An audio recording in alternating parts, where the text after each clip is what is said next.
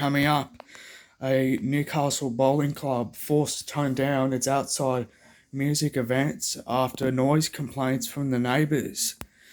Also, the two men to be sentenced over a bout of cocaine at the Scone Cup this year, and David Clemmer's axing from the Knights, a mystery. That's coming up next here on NBN's Local News.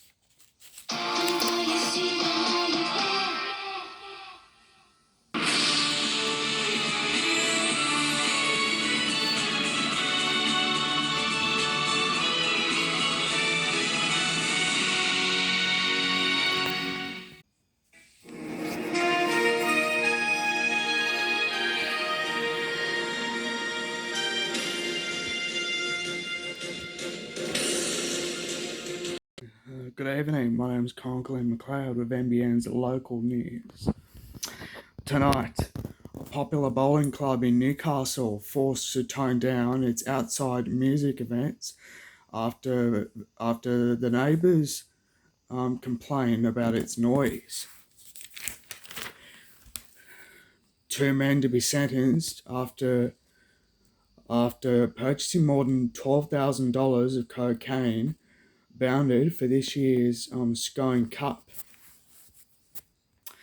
And the night's crisis deepens after David Clemmer is dropped for their clash against the Tigers. But first tonight, a popular bowling club in Newcastle has been forced to tone down its outdoor music events after noise complaints from neighbours as other venues in the city grapple with the consequences of converting into the sporting greens into live entertainment spaces. Adamstown is one of a handful of bowling clubs in Newcastle which have turned around their struggling finances by opening up surplus greens for live music. But in most cases, the venues do not have approval for outdoor entertainment. The Adamstown Bowling Club has been forced to tone down its popular outdoor music events. It follows noise complaints from a lot of neighbours and a lot of other locals as other Newcastle clubs grapple with the consequences of converting bowling greens into live entertainment spaces. The non-profit Adamstown Club is one of a handful in Newcastle which have turned around their struggling finances by opening up surplus greens for live music, but in most cases, the venues do not have approval for outdoor entertainment. Adamstown suspended its Sunday afternoon band performances featuring bass guitars and drums after City of Newcastle advised it 2 months ago that it had received complaints. It has continued to schedule soloists and duos. A City of Newcastle spokesperson said the council had received numerous noise complaints from neighbouring properties in relation to live amplified outdoor music at the club on not only on Fridays and Saturdays, but also on Sundays. Meanwhile, Adamstown Bowling Club is not authorised to use the premises for outdoor entertainment, including live amplified music, the spokesperson said. CN contacted the club recently, requesting that all forms of outdoor entertainment cease, including live amplified music. The club had advised the council that it was considering the planning pathway to seek approval for outdoor entertainment. The council spokesperson said all bowling clubs needed approval for outdoor entertainment, but the council was not investigating noise complaints associated with outdoor entertainment at other bowling clubs. It understands, and Adamstown neighbour organised a letterbox drop to encourage other residents to complain. A spoke Meanwhile, a club spokesman declined to comment. Carrington Bowling Club security manager JC Lappin said negotiating noise complaints was a massive issue for clubs which stage live music outdoors.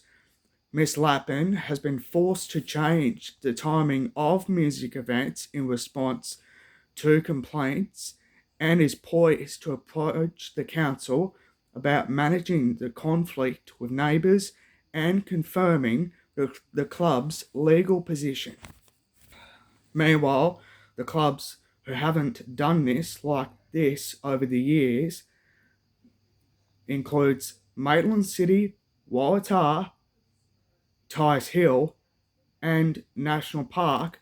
All those clubs closed because they can only concentrate on playing bowls. Newcastle mortgage holders are in line for another squeeze following the fourth consecutive month of cash rate hikes. Despite some talk over a 0.75% hike in the lead up yesterday, the Reserve Bank decided on a third straight rise of 50 basis points, taking the cash rate to 1.85%. CanStar modelling shows the change could add $212 to the monthly mortgage repayment in Newcastle and Lake Macquarie, assuming a 30-year loan on the median house price of $892,000 at a variable rate of 2.98%.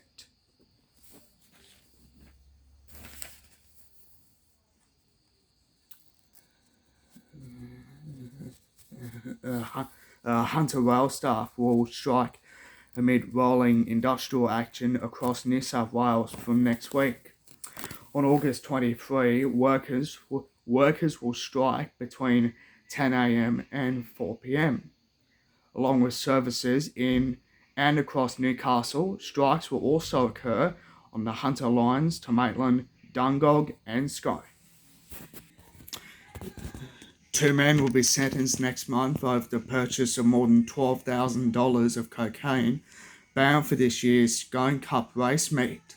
30-year-old Thomas James Elms and 42-year-old Hamish Mark Laporte Trench each pleaded guilty at Riding Muswellbrook local court yesterday. The men were targeted for surveillance after Hunter Valley Police set up Strike Force Bunk last year to investigate drug supply, particularly cocaine, in the Scone area. Detectives intercepted several calls between Elms and Laporte Trench, as well as each of the men were with other associates. About a week before this year's Scone Cup Carnival, police recorded a conversation between the pair during which Elms asked, "Do I need to pick anything up tomorrow, or have we got enough for the races?" Laporte Trench replied, "Oh, I'll have enough for the races." Police said in an agreed statement of facts tendered to the court, the men were talking about cocaine. Meanwhile, in court yesterday morning, Elms pleaded guilty to one charge of supplying a prohibited drug greater than an addictable quantity but smaller than a commercial amount, while Laporte Trench pleaded guilty to 4 counts of possessing a prohibited drug and 3 charges of taking part in supplying a prohibited drug more than the indictable amount but more than a commercial quantity.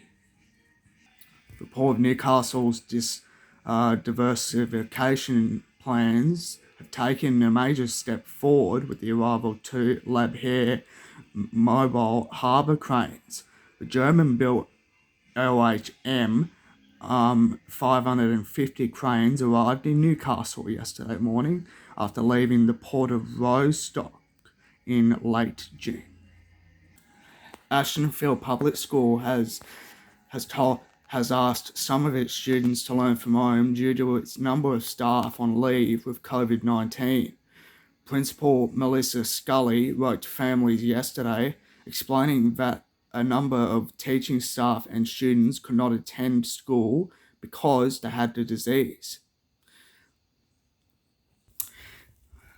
Instead of waiting hours in a public hospital emergency department with a sporting injury, a cut or burn, an urgent care centre planned for Newcastle aims to have patients in and out within 60 minutes. The team behind Heal Urgent Care hopes to open a service designed to help people out of hospital before the end of this year. Alan Bentley was somewhat of a recluse. He lived an alternative lifestyle without a phone, limited access to bank accounts, and aside from Sundays at the Hexham Bowling Club, he largely kept to himself. It's part of the reason finding him has been so difficult and really hard. After the 63-year-old went missing from his home on Pendamar Road, right up at Pendamar at about 7:30 a.m. on April 27, 2021. Port Stephens coaches have stepped in to help Hunter Valley Buses with its school services. As previously reported, Hunter Valley Buses have come under fire in recent weeks after a string of school and service bus cancellations with little or no notice or replacement services, which have left students stranded. It has since launched a Facebook group and an SMS alert service to notify families about cancellations.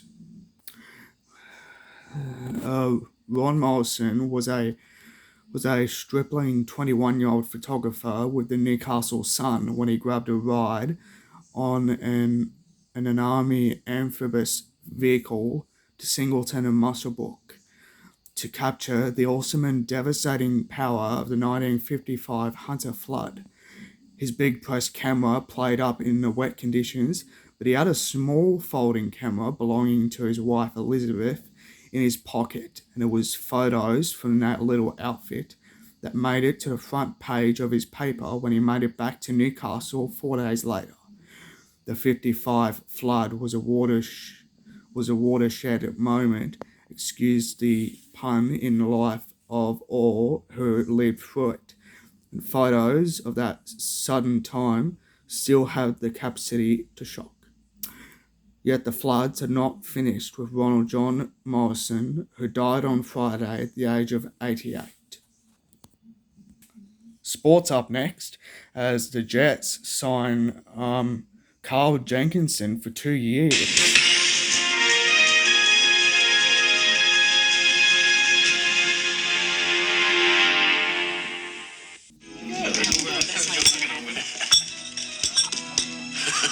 I'm going to buy that. Into big business now, are we? Nope. I'm quite happy with the small business I own, Louise. Who are you banking with now, Bob? Newcastle Permanent. No, I mean your company banking. Yeah, we're with a firm. Didn't know they did business banking. Well, they have done for quite some time now, Dad. Oh, good move. That's mine. Thank you. Your business is in good hands with Newcastle Permanent. They're our building society. Wake up in the morning, gotta get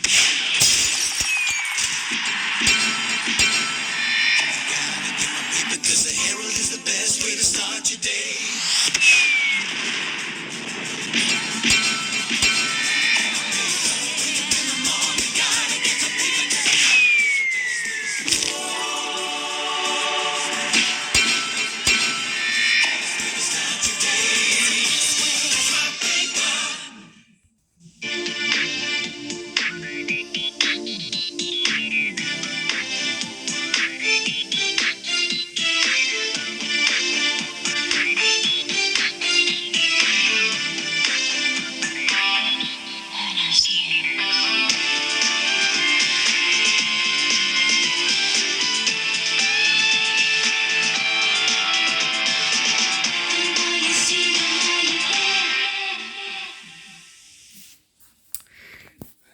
Soccer and Carl Jenkinson starred for Arsenal and West Ham United in the Premier League. He represented England and helped steer Melbourne City in the A-League Grand Final last season. Now, the blue chip defender is set to add experience and class to the Newcastle Jets. In a major co-op, the 30-year-old has agreed to terms on a 2-year deal with Newcastle and will be officially unveiled at a press conference tonight. To the NRL, and of course embattled Newcastle Knights coach Adam O'Brien says he has been guaranteed his job is safe for the remainder of this season. The third-year mentor who fronted the media yesterday in an attempt to clarify comments he made post-game on Sunday about being involved in 4 grand finals, said club management had assured him he would get another pre-season to try and turn things around. The Knights have fallen to finishing 7th for the past 2 years, to 14th with 5 rounds left to play, and will drop to 15th if they lose to the West Tigers on Sunday. Still on the Knights, and of course their crisis has deepened after David Clemmer was hit with a show cause notice for reasons the club has refused to explain. On the same day, the coach held a press conference to explain comments he made after the 24-10 loss to Canterbury. Clemmer was let out for the side's clash with the Tigers on Sunday. Their suggestions, Clemmer refused to come off the field against the Bulldogs and may have abused a club trainer and may have swore at one as well. But Knights officials refused to elaborate beyond saying it related to on-field disciplinary matters. They won't comment until Clemmer's hearing is completed. The bizarre selection day drama came barely 24 hours after Parramatta wanted to sign Clemmer, but Clemmer said no. But however, on Tuesday afternoon, Clemmer was dumped. Up next, we'll have more of your local sport for Newcastle and the Hunter, as well as your local weather for it as well.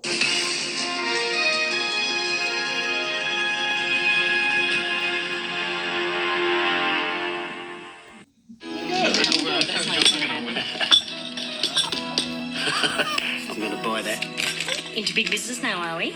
Nope, I'm quite happy with the small business I own, Louise. Who are you banking with now, Bob? Newcastle Permanent. No, I mean your company banking. Yeah, we're with a firm. Didn't know they did business banking. Well, they have done for quite some time now, Dad. Oh, good move. That's mine. Thank you. Your business is in good hands with Newcastle Permanent. They're our building society.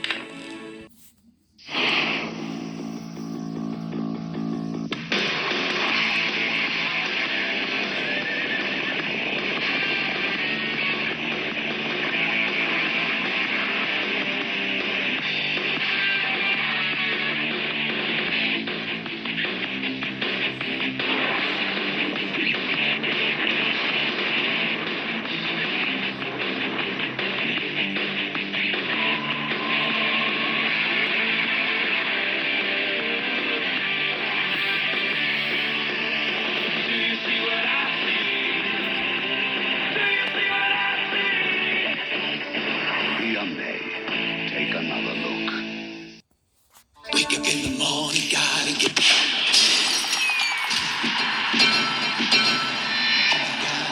paper, 'cause the Herald is the best way to start your day.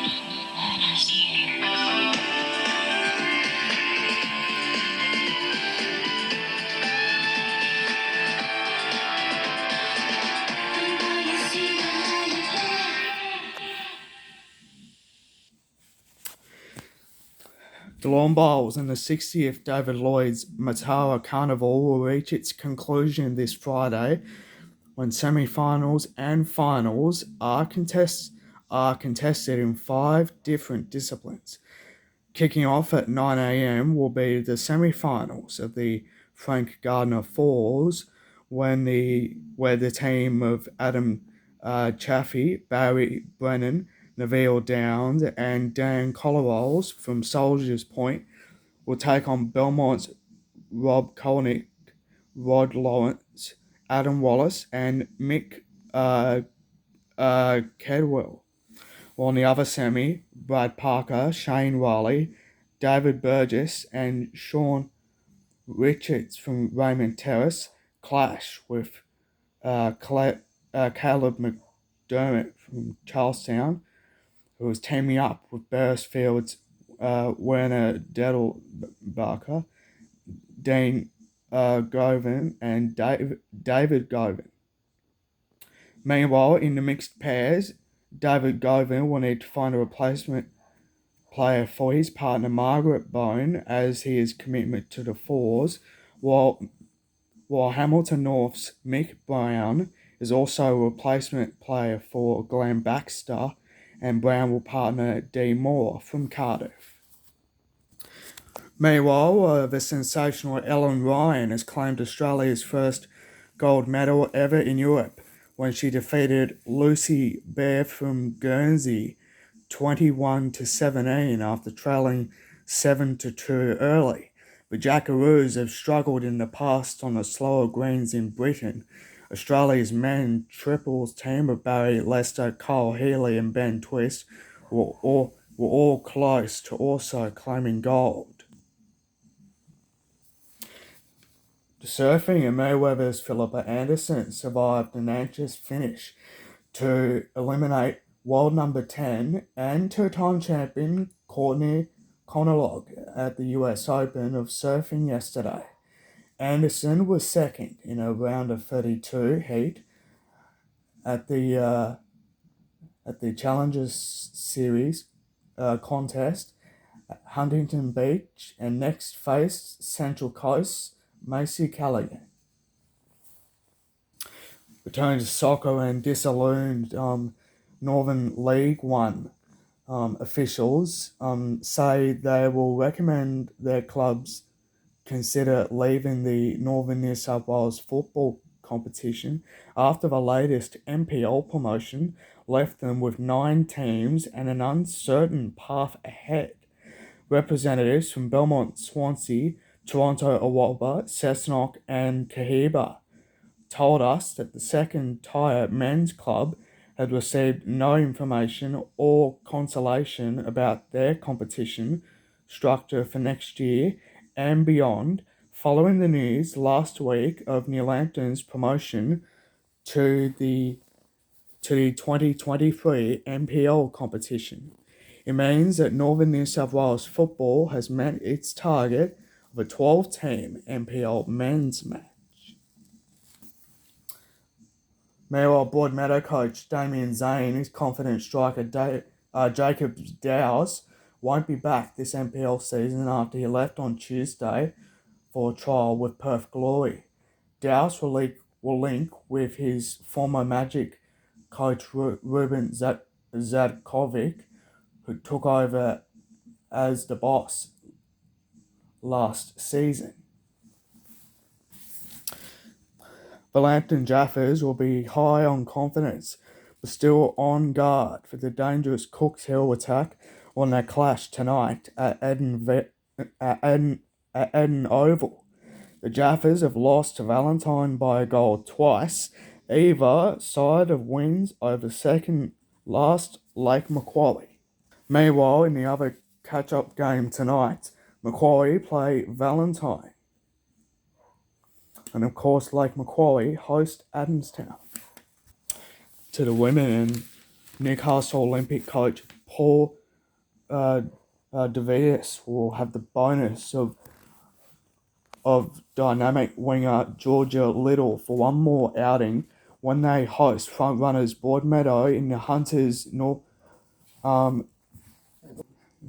they host front runners Broadmeadow in the NPL women's competition on Wednesday tonight after their first loss in 2.5 months. Olympic slipped from third to fourth place when they were outgunned 3-2 by the competition's other pace setters, Warners Bay at Darling Street Oval on Sunday. The result ended a 7-game winning run for the hosts.